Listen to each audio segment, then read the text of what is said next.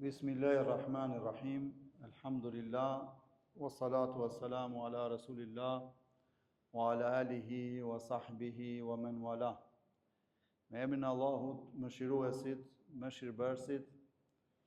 Allahun e falenderojmë, paqja dhe bekimet e Allahut qofshin mbi më të mirën e krijesave, Muhammedin sallallahu alaihi wasallam, mbi familjen e tij, mbi shokët e tij dhe mbar pasuesit e tyre deri në ditën e fundit. Të nderuar pjesëmarrës, vëllezër dhe motra, assalamu alaikum wa rahmatullahi wa barakatuh. Është mirësi për Allahut të gjithëmbështetshëm që ndodhemi këtu të gjithë në këtë program kaq frutëdhënës. Niset nga emri vet, që është Frutet e Besimit, një program i iniciuar nga Drejtoria e Thirrjes Islame në Komunitetin Musliman. Dhe elhamdulillah sot ky program dalet në xhamin ton, pasi që shtekton në për xhamiat në gjithë Shqipërinë tonë. Falenderojmë përsëri Allahun që o xhallarët e nderuar ju përgjigjen thirrjes tonë, duke na respektuar dhe nderuar me pjesëmarrjen e tyre, duke filluar nga hoxha i nderuar i cili është drejtori i thirrjes islame në Komunitetin Musliman, po ashtu edhe zëvendës mufti i Tiranës, po ashtu edhe imami i xhamisë Pazarit të Ri, hoxha i nderuar Eriol Haxhiu. Po ashtu kemi në mesin tonë edhe hoxhën e nderuar Shpëtim Serana, i cili është po ashtu drejtor i marrëdhënieve me xhamatin, me besimtarët në Komunitetin Musliman dhe imam në xhaminë e Ren Kombinat. Po ashtu na ka nderuar dhe hoxha tjetër i nderuar Abdullah Ziba, i cili është imam dhe hatib në xhaminë e madhe në Sauk. Për Allahu i shpërbleft edhe vëllezërit e tjerë që na kanë nderuar. Allahu i shpërbleft të gjithëve. Dhe unë nuk doa që të zgjatem shumë se ju jeni lodhur duke më dëgjuar mua. Ne inshallah këtë program do ta nisim me ajetet e Allahut famlart, ku ftoj hoxhën e nderuar këtu Abdullah Ziba, i cili na i freskoi zemrat me disa pjesë nga Kur'ani i madhërueshëm. Faltafaddal ya Sheikh Abdullah.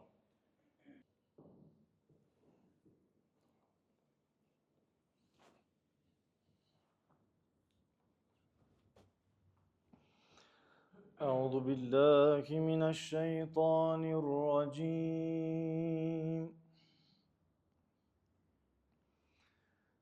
بسم الله الرحمن الرحيم.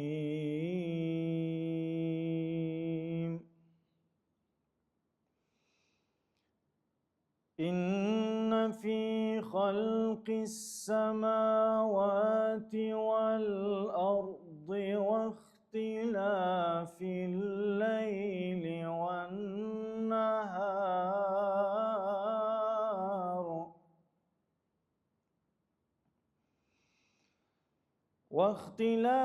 الليل والنهار لآيات لأولي الألباب.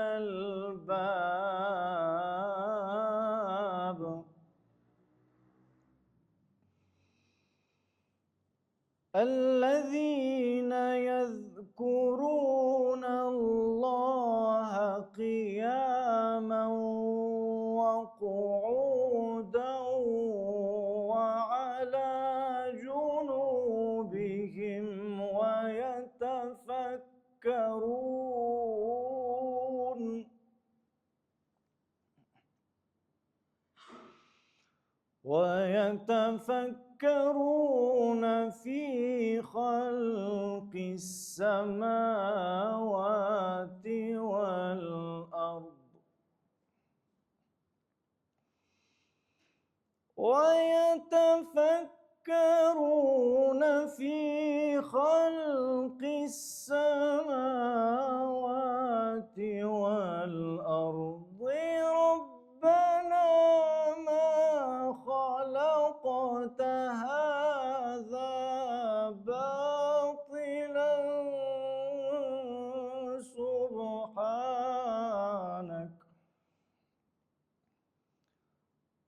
سبحانك فقنا عذاب النار.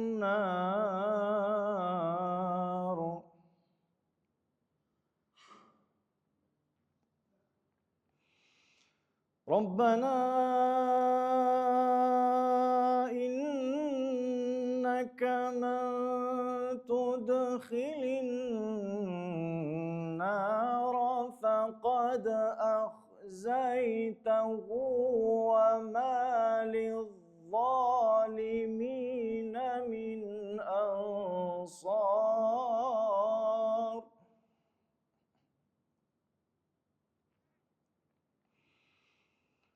ربنا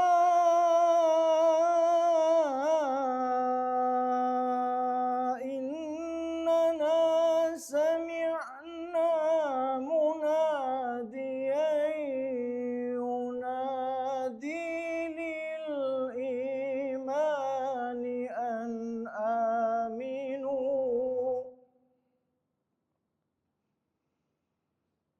ينادي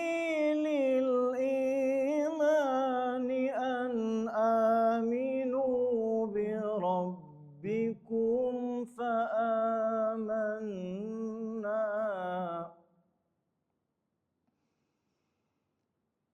ربنا فاغفر لنا ذنوبنا وكفر عنا سيئاتنا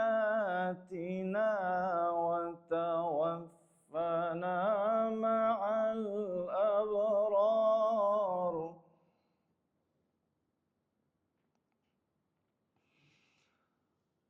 ربنا وآتنا ما وعدتنا على رسلك ولا تخزنا يوم القيامة إنك لا تخلف الميعاد صدق الله العظيم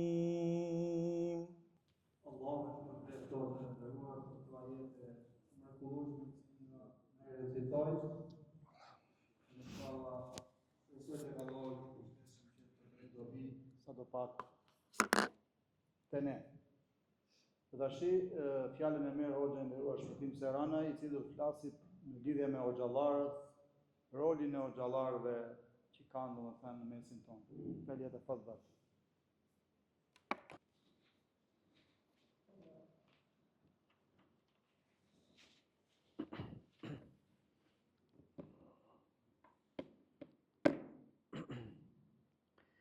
Bismillahirrahmanirrahim. Alhamdulillah wa salatu wa salamu ala rasulillah alamin wa ala alihi wa sahbihi ajma'in amma ba'd. Me emrin e Allahut mëshiruesit mëshirbërësit, paqja dhe bekimet e Allahut që Muhammed Mustafa alayhi salatu wa salam, mbi familjen e tij, mbi shokët e tij dhe me gjithë ne besimtarët që e ndjekim dhe e pasojmë rrugën e tij, rrugën e sunetit profetit sallallahu alaihi wasallam. Të nderuar vëllezër, është kënaqësi që jemi mesin tuaj, vi si imam, vi si përfaqësues i KMSH-s, si doni juaj, e rëndësishme është që jemi vëllezër të një feje, jemi besimtar të një Kurani, të një profeti, të një fe të mrekullueshme të Islamit. Jemi besimtar që Allahu xhalla xhelalu në Kur'anin famëlar thot, dhe pasojmë Kur'anin i cili thot wa atasimu bihablillahi jami'an wa la tafarraqu, dhe kapuni fort pas litarit Zotit, që në këtë kuptim fjala litar do thot pas librit Zotit, pas profetit, pas xhamatit, pas unitetit, pas vllazërisë, bashkësisë. Në ka urdhëruar i Madhi i Zot që të jemi të bashkuar ashtu sikur se jemi të bashkuar namaz. Sa bukur kur bëhet ikameti direkt mundohemi të drejtohemi bukur, pastër, të ngushtojmë trupat, shpatullim njëri tjetrin. Pse? Se duam të na pranohet namazi sa më mirë tek Zoti.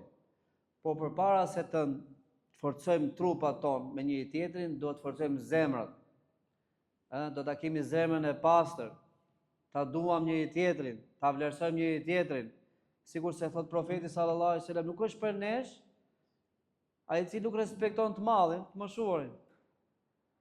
Ne të vegjëlit, përpara të mëdhve, duhet të tregojmë respekt, vlerësim. Se këtë ka thënë Allahu, ka thënë profeti. Edhe kjo është udha e vërtet, kjo është morali i vërtet. Ne të rinj do t'i respektojmë të mëdhenjt. Për shumë arsye. Kanë eksperiencën, kanë moshën, kanë dijen, kanë besimin. Nëse ti ke vite, ndoshta ai ka më shumë se 2 vite të falet, që falet. Nëse ti ke kuptuar 5 fjalë, ai ka kuptuar 100 fjalë, se ka kalu moshën, është pjekur.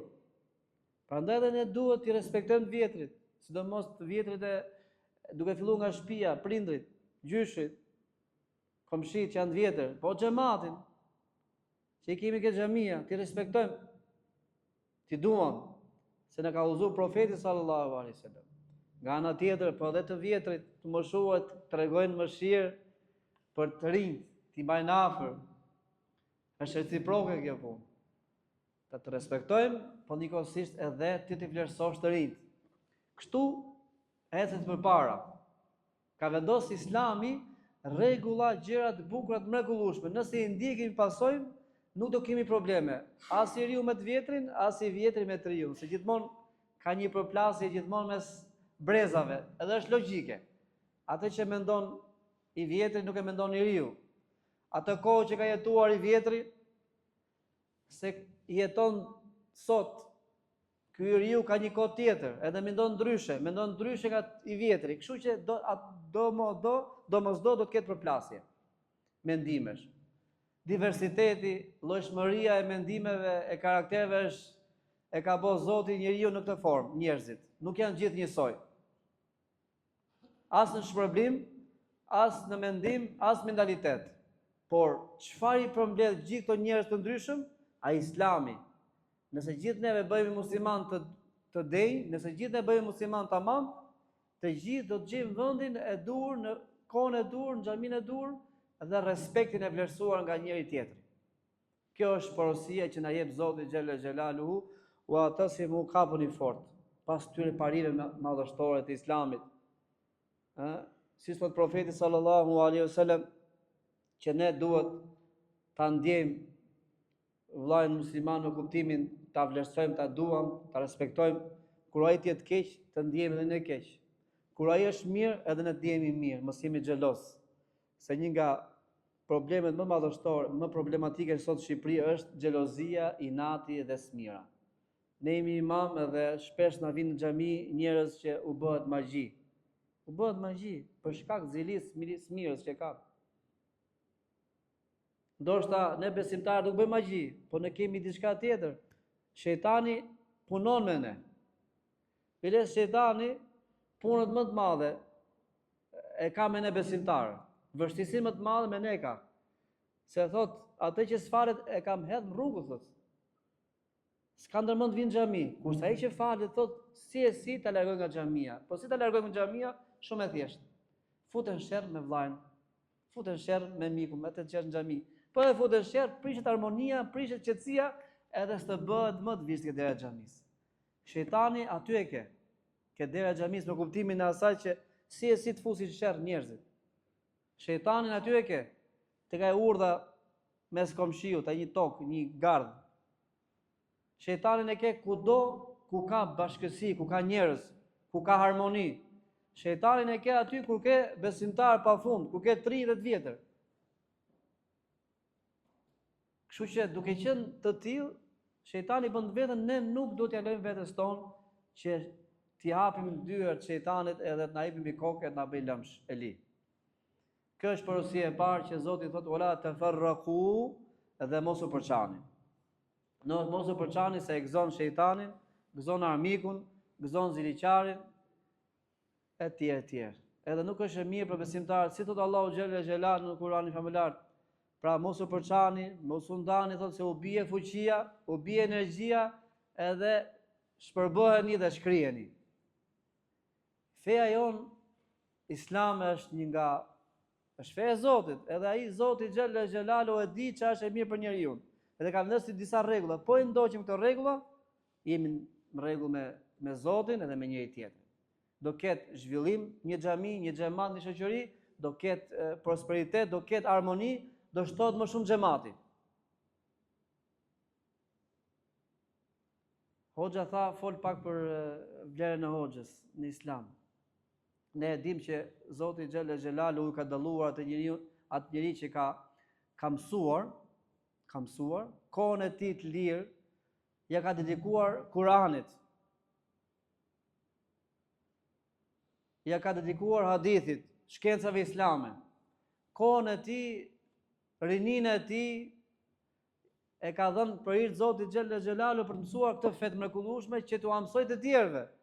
Vetëm këtë vlesh sot ti si xhamat ose si besimtar, që ky hoxh i ri, ky djalë i ri apo ai tjetri, ka shkuar në botën islame me mësu për islamin, edhe është larguar nga familja, nga njerëzit e vet, nga jeta e rinis, edhe është ulur atje mes shkëtetires, vetëm mbi libra dhe studion, edhe dëgjon hoxhallar, e pedagog, e mëson për islamin.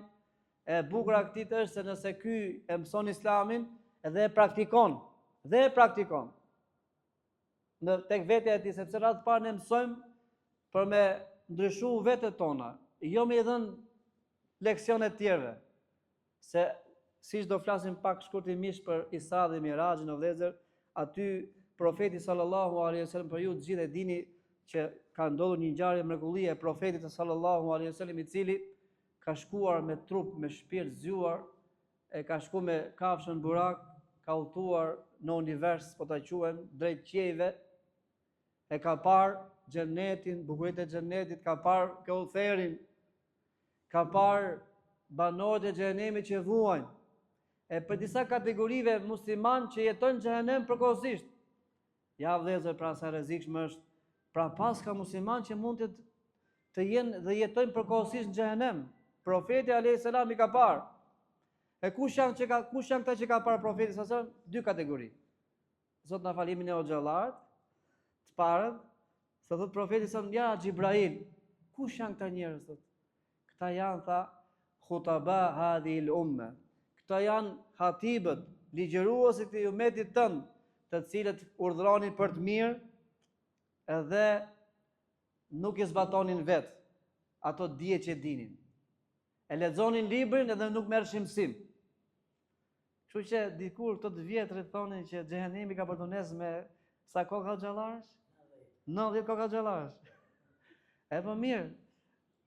Juve xhamatin e keni thënë neve që neve o xhallarët e ndezim, unë i them xhamati e ma gjallë zjarrin. Pra, o vëllezër, kategoria e parë kjo është. Ata që flasin, por nuk e praktikojnë. Ta një hoxh i mirë është ai hoxh i cili mëson për vetën e vet radh parë, të edukoj shpirtin e tij, pastroj shpirtin e tij, se ai besimtar është fundja fundit, e hoxha besimtar është. Ndjen siç ndjen xhamati. Qanë siç qanë xhamati para Zotit, etj. Pra, mallëngjehet me fjalën e Zotit, sikurse mallëngjehet edhe besimtarët. Është besimtar mbi të gjitha. Po Allahu i ka falë dituri. Prandaj kjo është porosia e parë që o Zot na bëj për atyre hoxhallarëve, mësuesve, njerëzve që ligjërojnë, që e thonë të mirë dhe e zbatojnë radhë parë tek vetja e tyre. Që edhe të reflektojë te xhamati. Pastaj edhe xhamati do ta dëgjojë me vëmendje hoxhën pastaj. Se nëse hoxha është model, ato që i thot, ka thënë Allahu, ka thënë profeti, zbaton, edhe besimtarët do t'i zbatojnë. Profeti sallallahu alajhi wasallam thot për dietarin, për hoxhën, thot, ata janë si hyje që ndriçojnë natën. Imagjinoti, nata e errët e i shikon hyjat, ashtu janë hoxhallarët. Kur ti shikon një hoxh, kujton xhenetin, kujton Zotin. Po dhe ti si besimtar i thjesht, ke vënë te lagja jote, te shtëpia jote, te fisi jote, ç'a ndodh? Ja erdhi hoxha, nuk thot besimtar, po thot hoxh. Ai që fal namaz në termin e popullit thjesht na quajnë hoxhallar gjithë neve këtu. Nuk e di a ekziston kjo këtu, po na thon ja erdhi hoxha thot. Ai s'ka bë fare hoxh, për hoxhlik. Por mjafton po u falë, ka për qëllim hoxh besimtar. Prandaj vëllezër, ju në gjuhën e popullit jeni hoxhallar gjithë që faleni. Duhet keni kujdes. Edhe nëse s'dini shumë, paktën mos bëni gabime shumë. Në sytë e popullit, e lagjës, e komshive, e fisit, se ta bëjnë me gisht, ja ky muslimon, ja ky hoxha thot. Pa jemi kandila për qiellin, jemi kandila për banorët. Ti të shtëpia jote e kandili i shtëpisë tate, je ylli i shtëpisë tënde, që ndriçon me moralin tënd, me dijen tënd dhe njerëzit e familjes. Po te lagja, te fisi, te puna, duhet të jesh yll që ndriçon për mirë. Prandaj vëllezër, ne na i vjen me gisht gjithë, na tregojnë me gisht. Inshallah jemi për atyre që na thon me gisht për mirë dhe jo për atyre që jemi me na thon ja ky muslimani më pa për kritik. Allahu e ngren lart atë të cilin mëson. Prandaj, po mirë, hoxha mund të ketë gabime. Ka gabime, se edhe siç ka njerëz gabime, edhe hoxha gabime ka. Por neve profeti alayhis salam çfarë thot? Muslimani do të më ambulut me edhe muslimanit. Apo ja, muslimanit. E shikon që ka i të met, mos e hap. Neve shqiptarët e kemi. Po të Isra dhe Miraxhi, i kthehemi prap, Isra dhe Miraxhit, profeti alayhis salatu wasallam ka pa kategori tjetër njerëzish, të cilët vuanin në xhehenem dhe kishin një lloj dënimi të çuditshëm. Thoi prej Bakri, gërvishtin fytyrat e tyre dhe gjokset e tyre. Ja Xhibrail, o Xhibrail, kush janë këta njerëz që po vuan me këtë lloj dënimi? Këta janë ata të cilët thotë përgojonin njerëzit. Me thashë them, i hynin hak të tjerëve. Edhe si dënim, në xhehenem kanë gërvishtin fytyrat e tyre. Gjëja më e keqe është gërvish fytyrat edhe gjokse. Si dënim. Shiko, ka dhe besimtar, ka dhe musliman që përkohësisht e vuajnë xhehenemin. Po neve lutim Allahun dhu xhelat na fali mëkatet tona, gjunahet tona, na e pastroj gjuhët tona, të jenë sa më shumë gjuhë që e përmendin Zotin, e lavdrojnë Allahun, bëjnë dhikr tesbih Allahut dhe flasin mirë për njëri tjetrin. Nëse të provokon dikush, thot, filani, se ne shqiptarët kemi çik qef, kur pim kafen e mëngjesit, po s'marrëm gojë për gojim ja 20 vet, e ta mbyllim darkët me 20 tjerë, se na shtyn kafe, na shijon dhe kafja shumë. Duke përgojë njerëzit, përgjithësi e kemi natyrën neve. Ama pe filanin.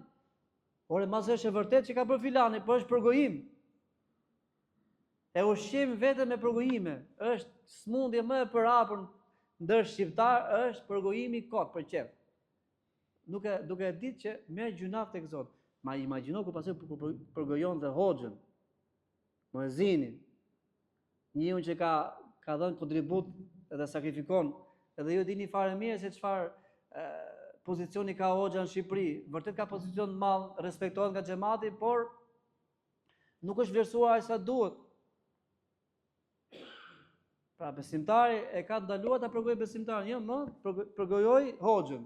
Edhe si thonë hoxhallarët, dietarët e vjetër thonë që përgojimi i hoxhës është si më thënë, mishi i hoxhës është i helmuar. Nëse ti përgojon, se Allah thonë në Kur'an, o ju besimtar, mos e përgojon njëri tjetrin, thotë. A dëshironi të hani mishin e vllajt tuaj të vdekur?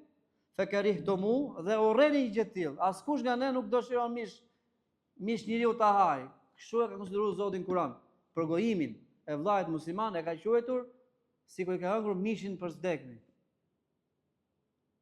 Kurse mishi i hoxhës i dietarit është akoma më i keq. Nëse ha mish hoxhe, është mish i helmuar dhe helmohesh. Kush helmohet? Zemra. Është çdo gjë figurative. Ftofet zemra, largohet zemra, mbyllet zemra, shtrëngohet zemra. 500 probleme. Është më e thjeshtë të vëllezër ta duash tjetrin se sa ta urresh. Sepse urrejtja ka taksirate, ka kosto. Ta urresh tjetrin ka kosto. Gjërat parash bësh me tension. Po, bësh me tension, se bësh tym. Po sa njerëz urren ditë? Urre këtë, urre atë, çko tensioni 22, 28. Vetëm gjaku të vlon. Kur të vloj gjaku do thotë që shejtani punon shumë te trupi njeriu. E dini? Si ka në hadith, subhanallahu. Neve kemi më thjesht ta dum vllajën ton, me të metat, me të mirat e tij që ka bash. Se kur Allahu e pranon xhami, ashtu siç është, me të metat e tij, me të këqijat e tij, me të mirat e tij, po ne kush jemi? Më e thjesht është ta duash tjetrin se ta urresh. Mani me këtë fjalë. Është më kollajt, se s'ka dashuria po ke dashuri për vllajën, për mikun, për mysafirin, për atë që ke komshi, ta dush, ti dush të mirën, vallahi nuk e vret mendjen. Je i qetë. Je i qetë nga ana psikologjike. Zë gjumi rahat, zë gjumi shpejt. S'ket bles qetësohet situata, duaja të pranohet etj. A e dini ju hadithin tjetër që thot profeti sallallahu alajhi wasallam që ja, sa afrohet Ramazani, në mesin e muajit Shaban, mos gaboj, përpara kemi Shabanin. Në mesin e muajit Shaban, pra ku është hëna plot, Allahu thot, unë kam për t'i falë gjithë njerëzit përveç dy kategori njerëzish. Ai i cili bën shirk, i dhujtari, se fal Zoti shirkun. I dhujtaria është padrejtësia më e madhe. Ka falë Allahu argumente, logjik, tru, me pa, me vëzhgu, që një Zot ka, ai do ta adhurojë edhe askush tjetër. Ku kry kjo punë? Dhe e dyta, ku ke urrëti dhe ke përplasje dhe përçarje me vllajën tënd. Edhe thot, i thot me lajkeve, priteni pak se derisa të pajtohen, pastaj fali thot. Nëse s'pajtohen, e mbyll vitin, e mbyll keq. Nuk ngrihen punët tek Zoti, edhe po s'u ngrihen punët e Zotit, s'merren fare llogari. Problem që pajtohe me vllajën, me mikun, me komshiun, me atë që kemë punë, pajtohu se kur ngrihen punët tek Allahu xhalla xhelalu dhe të fillosh Ramazanin, ta fillosh Ramazanin me zemër pastër.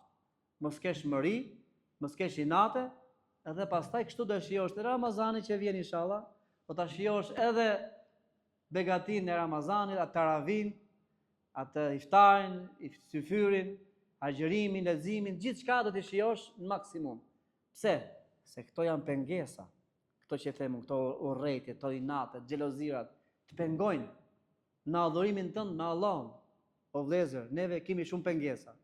Po ca gjëra kemi në dorë vet. Të paktën urrëtia, zilia, smia t'i largojmë se na pastrojnë rrugën drejt Zotit. Edhe kur të falemi, na shijoj namazi, edhe Allahu na e pranon namazin dhe lutjet tona. Po vëllezër, hoxha tha për respektin, respekti duhet për njëri tjetrin, aq më mirë edhe për hoxhën, sepse imagjino vëllezër, mos kishit hoxhallar, s'po them për klitonin, apo shpëtimin. E zem, një hoxh. Kishte xhamia e bukur me xhamat, mos kishte hoxh. Rradh parë do ziheshit kush do hyjë në imam.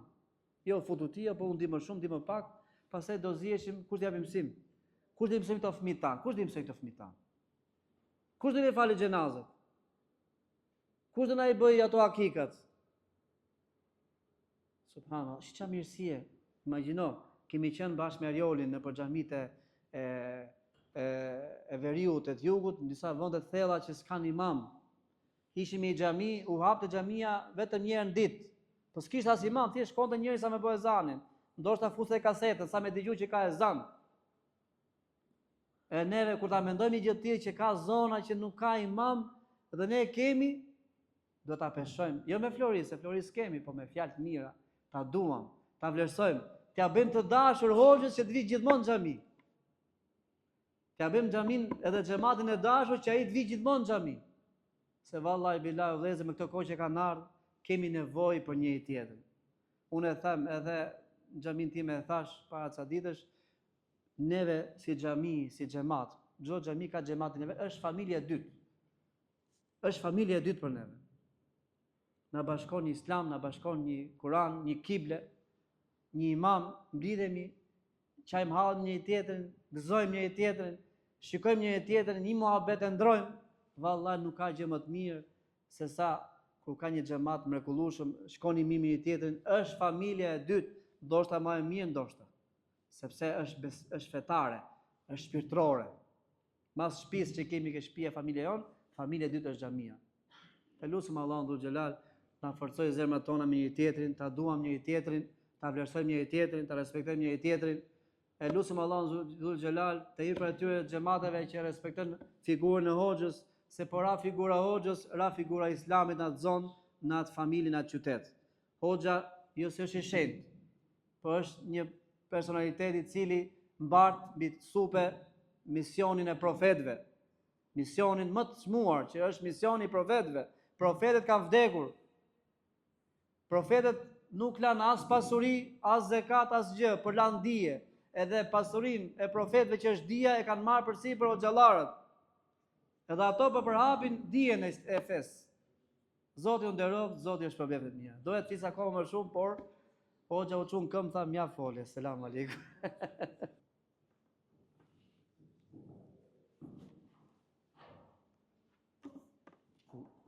Allahu e shpërbleft hoxhën e nderuar shpëtimin për këto këshilla kaq të vëra dhe kaq të domosdoshme.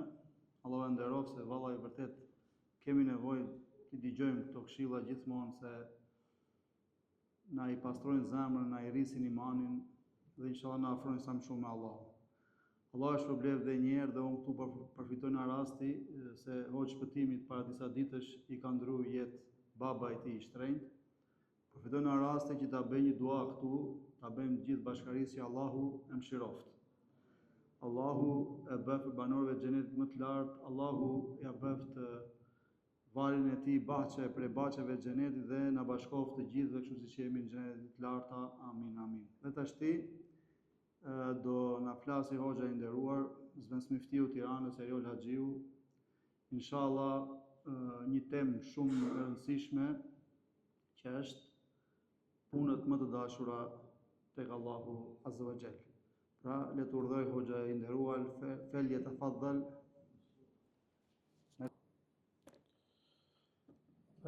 Selam aleikum. Hoxha meriton e caktosh kohën apo se kështu na kap sabahun, se kur jemi midis vëllezërve të mirë, normalisht edhe frymëzimi dhe dëshira për të folur është më ndryshe. Vëllezër, është kënaqësi që gjendemi bashkë sot, me të vërtetë që është mirësi e madhe që të mlidhemi, të flasim, bisedojmë për besimin, të bisedojmë për Islamin, të bisedojmë për veprat e punët e mira, të bisedojmë për moralin, sepse këto janë gjëra që kanë vlerën e vërtet. Gjërat që ne merrim në përditshmërinë tonë nuk është se do të zgjasin përjetësisht, janë të përkohshme. Gjërat të cilat janë të përjetshme janë gjëra që kanë të bëjnë me besimin, kanë të bëjnë me Islamin. Ky program është emëruar pra Frytet e Besimit dhe ka i qëllim sepse është emëruar i tillë, pra ne kemi nevojë që të flasim për besimin, që ta forcojmë atë, pastaj kemi nevojë që dhe besimin tonë ta tregojmë në përditshmëri, pra që besimi jonë të japë fryte. Kur i lexojmë ajetet kuranore, pra qofse i radhisim, i shikojmë me i pamje të përgjithshme, në shumicën e tyre Zoti i Gjithësisë e ka shoqëruar besimin me punën e mirë. Sepse besimi me punën e mirë janë dy gjëra të cilat e ushqejnë njëra tjetrën. Pra pa besim, punët e mira nuk kanë vazhdimsi, janë të përkohshme, janë sipërfaqësore, janë momentale. Nga krahu tjetër, e kundërta është se pa punë të mira, edhe besimi është i rrezikuar. Besimi është i rrezikuar të zbehet edhe të humbas. Se ne elhamdulillah na ka zgjedhur Zoti që të jemi sot në xhami, të jemi nga besimtarët, po ama ka pas ndoshta, mund të njohim edhe ne persona që kanë qenë në një saf me ne dhe nuk janë më sot. Kanë qenë besimtarë dhe kanë humbur besimin. Kjo ka ndodhur në kohën e Profetit sallallahu alaihi wasallam, kjo mund të ndodhë edhe në kohët e sotshme. Prandaj është e rëndësishme që të besojmë, besimin që e kemi ta ndërtojmë mbi argumente logjike dhe fetare, dhe pastaj ato gjëra të cilat ne i besojmë të praktikojmë në jetën e përditshme. Në Kur'anin famlar thashë që gjen në shumë ajete që flasin për besimin dhe punën e mirë, por unë do të prek vetëm një sure shkurtër, surja El Asr, kur Zoti i Gjithësisë betohet në kohën thotë Wal Asr, innal insana lafi khusr. Betohem në kohën me të vërtetë që njeriu është në humbje. Kush shpëton nga humbja? Illa alladhina amanu wa amilu salihati wa tawasaw bil haqqi wa tawasaw bis sabr. Përveç atyre që besojnë dhe pastaj bëjnë punë të mira. Pra, nuk thonë vetëm që besojnë me gojë, me gjuhë, edhe ngelet besimtar në fjalë. Jo, besimin e tregon edhe me vepra dhe me punë të mira. Pastaj wa tawasaw bil haqqi wa tawasaw bis sabr. E shpjegojnë të vërtetën. Nëse dëshiron që ti jesh pra persistent dhe i vazhdueshëm në aspektin e besimit, duhet që të mos i lësh asnjëherë adhurimet, duhet që të interesohesh që këtë të vërtetën që po e shijon ti dhe ke besuar ti t'ua shpjegosh te njerëzve të tjerë. E pastaj e këshillon njëri tjetrin për durim, thot, sepse në vetvete jetesa fetare, vazhdimësia në islam, vazhdimësia në adhurim, vazhdimësia për të shpjeguar njerëzve të tjerë kërkon sabër, kërkon edhe durim. Pra këto janë njerëzit e shpëtuar. Dhe në fakt, se u folë për hoxhallarët dhe gjerën hoxhallarët nga kjo punë e marrin. Pra nga që jetën e tyre, si thuash, e kanë caktuar për këtë punë, jetojnë për këtë punë, kontribojnë për këtë punë, që në rinin e deri sa t'u japë Zoti gjithësisë jetë. Qofse ka dikush që thot kollaj, sheshi është i hapur, pra mund t'i lajnë punët, bizneset, shkollat, karrierat, shkojnë, bëjnë shkollën, vinë, kontribojnë, vallaj vadim shumë për nderë, sepse kemi nevojë për njerëz të tillë. Allahu Xhelal në Kur'anin famlar, edhe profeti sallallahu alaihi wasallam në hadithet e tij na ka folë se cilat janë punët e mira. Cilat janë punët më të dashura tek Zoti i gjithësisë.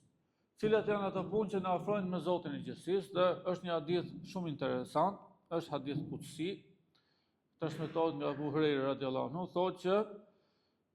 thot Allahu Xhelal, inna Allaha qala man aada li waliyan faqad adantuhu bil harb wa ma taqarraba ilayya 'abdi bi shay'in habbu ilay mimma iftaratu alayhi. Thot kush tregon armiqsi ndaj një mikut tim, sa dije se unë atij kam hapur luftë. Dhe kush është vali, mik i Zotit të gjithësisë, është profeti, është kushdo që, si thuash, e përqafon mesazhin dhe misionin e profetit, është kushdo që përpiqet të jetojë sipas sunetit dhe rrugës së profetit sallallahu alaihi wasallam. Pra, kush tregon armiqsi ndaj këtyre njerëzve, i ka hap luftë Zotit të gjithësisë. E kush e hap luftë Allahu Xhelal, dihet se si është fundi dhe përfundimi i tij. Dhe pastaj ky hadith vazhdon dhe thot, nuk ka gjë që më afrohet më shumë ti, thot Zoti i gjithësisë, robi i mua, se sa gjërat që unë ja kam bërë farz dhe ja kam bërë detyrim. Pra gjërat më të dashura tek Allahu Xhelal, punët më të mira që ne nuk duhet i nënvlerësojmë asnjëherë, janë farzet dhe detyrimet. Çfarë janë farzet e besimtarit? Farzet e besimtarit nuk janë shumë. Pra është që të falë namazin, është që të mbaj agjërimin e muajit Ramazanit, është që të bëj haxhin nëse ka mundësi ekonomike dhe ka shëndet, është që të japë zakatin nëse është i pasur. Dhe këto gjëra nganjëherë na zmadhon shejtani dhe na duken shumë të mëdha, shumë të pa realizueshme, kur në fakt e vërteta nuk qëndron ashtu. Për të krahasuar pak. Koha e namazit ditore. Sa është? Pra sa i duhet i besimtarit harxhojë nga dita e tij për të falur 5 vaktet e namazit. Një dietar që ka jetuar në periudhën e Perëndimit Osmane jepi shembull interesant. Dhe thotë nëse të vjen dikush dhe të propozon që çdo ditë do të jap 24 naplona florini, se në shqiptar me naplona kemi. Dhe nga këto 24 naplona do të kërkoj vetëm një të ma kthesh mua. E pranon të tregti apo jo? Kush e pranon? Gjithë e pranojnë. 23 naplona je plus. E thot Allahu Xhelal ka dhënë 24 orë në ditët. Nga këto 24 orë, 23 orë thot ti mbaj për vete. Mbaj për vete. Pusho, puno, merru me familjen, arkto nëse ke mundësi. Ndërsa një orë nga këto e do për vete, e do t'ja kthesh mbrapsht. Dhe kjo është koha e namazit. 5 vaktet e namazit, po t'i mbledhim. Pra me sunetet, me abdesin, me duan, ku ta diun, nuk besoj se e kalojnë pra një orë në ditët. Se aq, nuk e kalojnë një orë në ditët. Dhe Allahu Xhelal ka dhënë 24 orë në ditët. A nuk tregosh mosmirnjohës, kopraz, njëri jo i mençur nëse këtë orë nuk e shpenzon aty ku duhet dhe fiton 23 orë tjera dhe fiton kënaqësinë e Zotit në përgjithësi. I gunjani. Se ka dhe nga ata që thonë, ora namazi, po se jeta do të falë namazun? Në fakt, ne s'kemi detyrim namazin e gjithë jetës, s'kemi detyrim namazin e vaktit. Tani është koha akşamit, kemi detyrim namazin e akşamit. Pastaj, po e erdhi yatsia, po na kapi, kemi detyrim namazin e yatsis. Se shpesh herë, duke treguar rrugën shumë të largët, edhe shumë të shpesh shejtani ja vështirëson njeriu. Ne kemi detyrim namazin e kohës, nuk kemi detyrim namazin për 50 vjet, për 60 vjet, për 100 vjet. Kur të vjera e kohë, nëse Zoti i gjithësisë na jep jetë dhe umër gjatë, atëherë e falim atë. Dhe namazi është kryesor. Se në një hadith tjetër ku shpyet profeti sallallahu alaihi wasallam se cilat janë veprat më të mira dhe më të bukura, ka thonë es-salatu ala waqtiha, që namazi i falur në kohën e tij, dhe kjo është e rëndësishme. Namazi i falur në kohën e vet. Pse se shpesh herë çfarë ndodh, e shtym diçka, e vonnojmë, ha të bëj edhe këtë, të marrë edhe atë e tjerë dhe futet në rrezik koha e namazit. Dhe kur ta falesh, atëherë kur e fal ti, nuk e fal me përqendrimin që duhet. Në fakt, ajo që duhet bëj besimtari është që punët e tij të përditshme t'i rregullojë sipas kohëve të namazit, dhe jo namazin ta rregullojë sipas punëve. Në shumicën e rasteve ndodh kjo e dyta. Pra ne namazin e rregullojmë sipas punëve. Të marrim këtë, të marrim atë, të bëjmë këtë, të bëjmë atë, pastaj po ngeli kohë të falim namazin jo vëllezër. Kjo është namazi. Mos u duket gjë e madhe, 10 minuta. Po nuk qenë mjek ke urgjenca, që të vdes pacienti, po nuk qenë zjarë fikës se digjet lagje, digjet qytetit, se kanë dalë modë dhe këto zjarëme tani, po nuk qenë në i punë që është, duhet patjetër të jesh aty prezent, ku do u thirrë ezani, tak futun xhami falë namaz. U thirrë ezani, s'ke mundësi më shku ke xhami, aty ke puna, aty ke zyra, aty ke vendi ku të lejohet, falë namazin. Namazin në kohën e vet, sepse namazi është besa që ne kemi me Allahun xhelal. Dhe namazi është shtylla që na mban fen. Namazi është ai adhurimi që na mban në këmbë moralin. Pa namaz o vëllezër, vallahi gjërat janë vështira. S'po du me thonë që s'ka xhenet, se nuk është në dorën time ajo, po pa namaz gjërat janë vështira. Se profeti sallallahu alaihi wasallam na ka treguar se nga veprat dhe adhurimet e para që do t'jap llogari besimtarësh namazi. Qofse adhurimi ai llogaria e namazit i kalon e lehtë, i kalojnë të lehta gjithë llogaritë e punëve të tjera. Pse? Sepse namazi e ka mbledhur.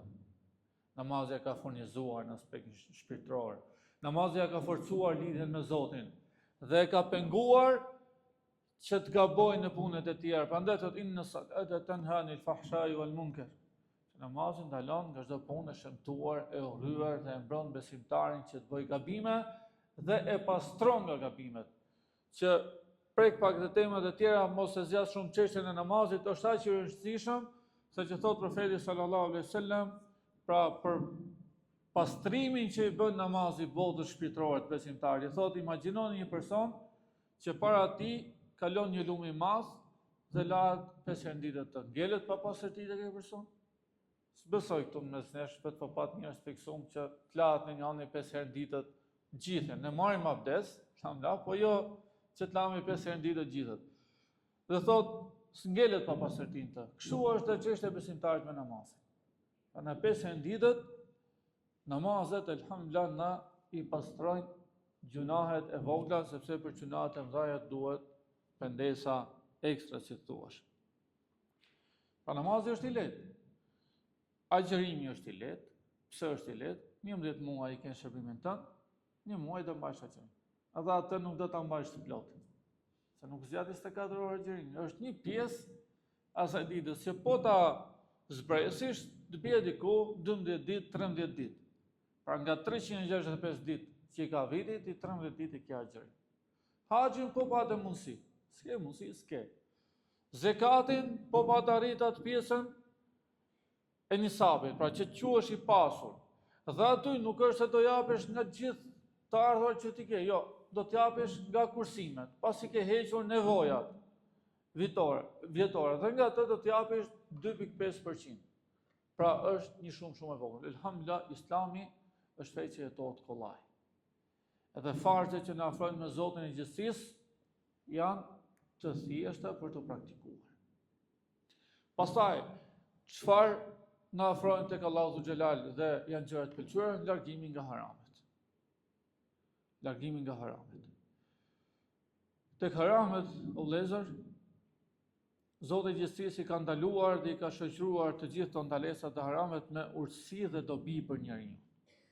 Qofse ka diçka që është ndaluar, pavarësisht se mund të na tërheqë, se këtu është efekti i sprovës, pra prandaj sprovohemi, por brendësia e tyre është e dëmshme për njeriu. Ta kapim shembull, unë marr shpesh shembullin e alkoolit. Ka njerëz që thonë pi alkoolin thotë se harroj hallet.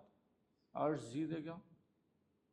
Hallet duhen shty apo duhen zgjidh? Dhe kur i shtyn hallet, zvoglohen apo shtohen apo shumohen? Ka tjerë thotë unë e shes sot dhe fitoj. Ose ka nga ato thotë unë e pi me karar. Besoj se gjithë na ka ra me pamje. Fjalë që njerëzit nuk kanë karar këtë punë, prandaj Allahu Dhu Xhelal e ka ndaluar atë. Dhe pavarësisht se fitimi mund të jetë i vogël si përfaqësor, edhe në aspektin ekonomik po ta kapish, qoftë në aspektin moral, qoftë në aspektin njerëzor, sa njerëz e dëmtojnë shëndetin për shkak të alkoolit. Sa njerëz u shkatërrohet familja për shkak të alkoolit. Sa aksidente ndodhin për shkak të alkoolit. Sa shere, vrasje, plagosje ndodhin për shkak të alkoolit. Sa njerëz e humbin integritetin për shkak se janë të alkoolizuar. Njëri që nuk e din çfarë flet, nuk e din si vepron, nuk e din çfarë bën, nuk e duan rrobat e shtëpisë vetë, jo më ta duan njerëzit që gjenden rreth e rrotull. Prandaj shikoni që Zoti i Gjithësisë, pra një haram, siç është çështja e alkoolit, si e ka ndaluar dhe çfarë dëmesh ka ai për njeriu dhe se si e ka mbrojtur njeriu. Se njeriu mund të tërheqet nga ajo kënaqësia momentale dhe kalimtare, por hap derën në shumë fatkeqësive të tjera. Prandaj Allahu Dhu Xhelal të gjëra që ne i kanë ndaluar se janë të dëmshme për ne. Dhe ndalimi i tyre na bën dobi.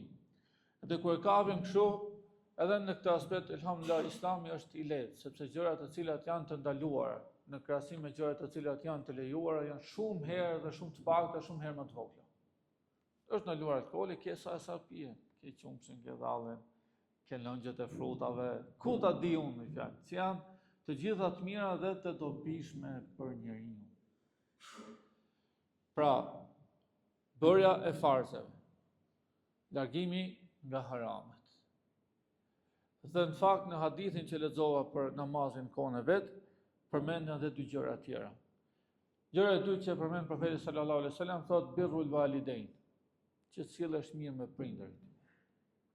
Me thanë besimtar, po, që bëjnë punë të mira, bëjnë adhurime, po, që qëndrojnë larg harameve, po, por besimtar që kanë edhe relata të mira, sillen mirë me prindërit, sillen mirë me bashkëshortët, sillen mirë me fëmijët, sillen mirë me besimtarët e tjerë në xhami, sillen mirë me njerëzit e kolegët që janë tek puna, sepse fatkeqësisht kanë dalë ca prototipe që mendojnë, po e patë besimin, po e fale namazin, pastaj tjerat jepin se nuk bën gjë.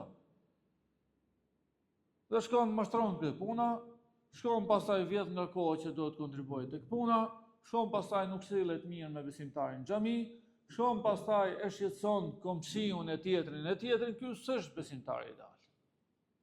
Besimtari ideal është ai që ka lidhje të fortë me Zotin. Besimtari ideal është ai që përcjell siguri tek njerëzit e tjerë. El muslimu men salima al muslimuna min lisani wa yadi. El muslimu men salima an-nas min lisani wa yadi është një transmetim tjetër. Besimtari i mirë është ai që besimtarët e tjerë ndihen të sigurt nga dëmi i gjuhës dhe dorës së tij. Besimtari i mirë është ai që njerëzit e tjerë ndihen të sigurt nga dëmi i gjuhës dhe i dorës së tij. Dhe në aspektin e relatave ndaj njerëzve, borxhin e parë e kemi ndaj prindërve. Sepse prindrit janë ata që Zoti i Gjithësisë i ka bërë sebeb që ne të vim në jetë. Prindrit janë ata që kanë sakrifikuar gjithë jetën që ne të rritemi të shëndetshëm, të edukohemi ashtu siç duhet, të marrim drejtim duhur në jetë. Prindrit janë ata të cilët kanë qëndruar me ditë të tëra pa gjumë. Prandaj Zoti i Gjithësisë pas adhurimit të Allahut Dhu Xhelal gjën e dytë që kam përmendur në ajet është mirësjellja ndaj prindërve. Mirësjellja ndaj prindërve. Dhe prindit janë bregjeti i shtëpisë. Se ndodh shpeshherë, ka përplasje po të kuptimesh, sidomos brezi i ri me brezin e vjetër, sepse brezi i ri shikon jetën ndryshe, brezi që është pak më i moshuar shikon jetën ndryshe. Sido që të jetë, përveç gjërave që kur na urdhojnë për tek harami, për tek gjërat e ndaluara, për me kundërshtuar urdhrat e Zotit, në aspekte tjera me prindit duhet me pas kujdes. Duhet me pas kujdes. Dhe më kujtohet një hadith shumë interesant që na tregon se mirësjellja ndaj prindërve është sebeb për të larguar belat, sikletet dhe problemet, qoftë familja dhe qoftë punë, qoftë në jetën e përditshme. Dhe tregon profeti sallallahu alaihi wasallam historinë e 3 personave të cilët dalin për një udhtim. Dhe fillo i shi i furishëm. Dhe strehoni një shpellë. Rrekulliset nga mali një gur dhe e bllokon hyrjen e shpellës. Dhe thotë sot nuk ka shpëtim më prej këtu, se guri nuk lëviznin dot. Për thirr njëri ku më thirr me fjalë në majt mali. S'kishte shans me gjetin. E than sot shpëtimi është vetëm nga Zoti i gjithësisë, prandaj kërkoni ndërmjetësim me anë të veprave të mira që ju keni bërë. Dikush është që s'e ka hangur hakun atij, ustaj që ka bë punën, pavarësisht se erdhi ti kërkoi për kohë shumë të gjatë. Dikush tjetër ishte që ju rujt zinas për hir të Zotit, pavarësisht se kishte mundësi që ta bënte imoralitetin. Ndërsa tjetri, dashur vëllezër, që ka të bëjë edhe me temën, tha: "O Zoti im, unë i kam respektuar prindrit dhe aq shumë sa që kisha zakon, sa herë që sillja baktit nga kullota, e merrja qumshin, pikë parë ushqie prindit, pastaj fëmijët edhe bashkëshorten. Mirëpo një natë u vonova dhe ku shkova tek shtëpia e parë se prindit i kishte dhënë gjumi dhe unë prita pra me atë tasin e qumshit në dorë, pavarësisht se fëmijët rrotullohen rreth nesh se thonë o babi qumësht, o babi qumësht. Kush është prindet, din se sa e vështirë është kjo punë. Kush është prindet, din se sa përparësi u japin fëmijëve. Po unë prita derisa prindit e mi u zgjuan, i ushqeva ato siç e kisha zakon, pastaj ushqeva fëmijët e mi, pastaj ushqeva bashkëshorten. Dhe këtë e bëna vetëm për hirin tënd, o Zot. Prandaj na mëson ne që dalim nga kjo situatë dhe pas ndërmjetësimi dhe duajit që bën këto njerëz, pra Zoti i gjithësisë me veprat e mira, u hap buri dhe dolën. Dhe kjo na mëson se respekti ndaj prindërve është sebeb për bereqet, për largimin e hallave, për largimin e vështirësive. Dhe ky është vepra e dytë e dashur tek Allahu xhelal që na përmend profeti sallallahu alaihi wasallam, dhe e treta thot el jihadu fi sabilillah, të përpiqesh për hir të Allahut, se njerëzit kur flasin për jihadin kuptojnë vetëm luftën me shpadë ose me armë, nuk është ajo. Fjala jihad është përpjekje në tërësi. Ka moment të sulmohet atë dheu, të sulmohet nderi, të sulmohet familja, detyrohesh me mbrojt, siç e mbrojnë gjithë njerëzit e tjerë të natyrshëm. Ka moment të sulmohet feja, të sulmohet brezëri, të sulmohet familja, do ta mbrosh me çfarë, me atë që të ka mësuar Zoti i gjithësisë.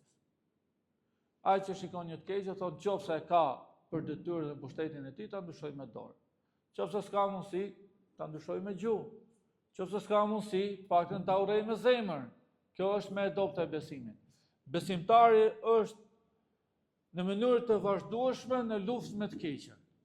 Sepse nëse ne nuk e luftojmë të keqen, me mundësi që na ka dhënë Allahu xhelal, rrezikojmë të asimilohemi prej saj. Rrezikojmë se ajo e keqja të na marrë me vete dhe të na bëjë pjesë të vetes. Dhe fundit, dashur vëllezër, por jo nga rëndësia, thot profeti sallallahu alaihi wasallam, ahabbu al-a'mali ila Allah adwamu wa in qalla. Gjithë veprat më të dashura tek Allahu xhelal janë ato të cilat pavarësisht se janë të pakta janë të vazhdueshme. Thamë ne se Islami nuk është pra jeta fetare dhe jetesa e Islamit nuk është një garë sprinti 100 metër që e marrojmë shpejt edhe marrë punë. Jo, është maraton, është rrugtim i gjatë. Prandaj këto veprat e mira që ne kemi si synim që t'i bëjmë, le të jenë të pakta, por të jenë të vazhdueshme. Çfarë do të them me këtë? 5 vakte namazin ditë është minimali. Ke mundësi, fali sunetet, alhamdulillah. Ke mundësi, fal namazin e natës, elhamdulillah. Ke mundësi edhe akoma, fal namazin e duhas, 2 rekat, nga këto se e shtym borxhin ditor sadakas që ti ke për të dhënë. Pastaj te Kurani, sa kesh mundësi, nga i faqe mas çdo namaz. Thosh o hoxha është pak, nisë më pak. Pastaj kur të vish në Ramazan, të kesh mundësi që ta bësh hatme. E kështu me sadaka. Për shembull profeti sallallahu alaihi wasallam e mëson besimtarin, i thot ittaqun nara walau bi shiqqi tamratin. Ruaju nga zjarri i xhenemit duke dhënë sadaka qoftë edhe gjys hurme. Thoni gjys hurme kush e pranon? S'ta pranon njërin sot. Po është e rëndësishme ajo se është e pakët dhe mëson njeriu të bëjë pamirësi. Se gjërat e mëdha nisin nga gjërat e vogla. Po s'bëj gjërat e vogla, pra po s'ndërtove, ku ta diun, themelin, pastaj të vendosish blloqet, e tullat, e tjerë, nuk ndërtohet xhamia, nuk ndërtohet shtëpia, e njëjta gjë nuk ndërtohet edhe bota shpirtërore. Prandaj le të kemi qëllime për të bërë punë të caktuara, le të jenë të pakta, po le të jenë ditore. A ke mundësi ta bësh i ditar punët e mira që unë do të bëj gjatë këtij muaji? Ku ta diun, falje namazeve, sa Kur'an do të lexoj, sa ditë agjerim do të mbaj, sa sadaka do të jap, sa smur do të vizitoj, sa dhikër do të bëj, sa jetim do të afërkoj kokën dhe që se ka mundësi do t'i gjendem pranë etj, që kur shkojmë në ahiret, të kënaqemi nga surprizat që do të na dalin atje. O vëllezër, gjithë jemi njerëz, gjithë bëjmë gabime, gjithë kemi mangësi, por ne vim xhamia se kemi dëshirë të përmirësohemi, kemi dëshirë të bëhemi besimtarë më të mirë, kemi dëshirë që të bëhemi njerëz më shembullor. Dhe lutë Allahun dhu xhelal që të na mundsojë që ta jetojmë Islamin ashtu siç duhet. E lutë Allahun dhu xhelal që të na mundsojë të jemi shembull i bukur tek njerëzit e tjerë, sepse të vërtetat e Islamit janë madhështore, mirë pa ato pasqyrohen ke ne. Qofse ne jemi pasqyrë prishur, qofse ne jemi pasqyrë vullosur, ashtu do ta kuptojnë dhe njerëzit e tjerë Islamin. E lutë Allahun dhu xhelal në jap harmoninë familjen tonë. E lutë Zotin e gjithësisë në jap pasazh të hajrit, të begat, të mirë, që do të vazhdojnë këtë rrugë të begat të Islamit, besimit që të na vinë shpërblime dhe në ahiret. E lutë Allahun dhu xhelal që të na mësoj të jetojmë me Islam, të vdesim me iman, e siç na ka bashkuar në këtë xhami, na bashkoi bashkë me Muhammed Mustafa në xhenetet e larta. Amin, amin, amin.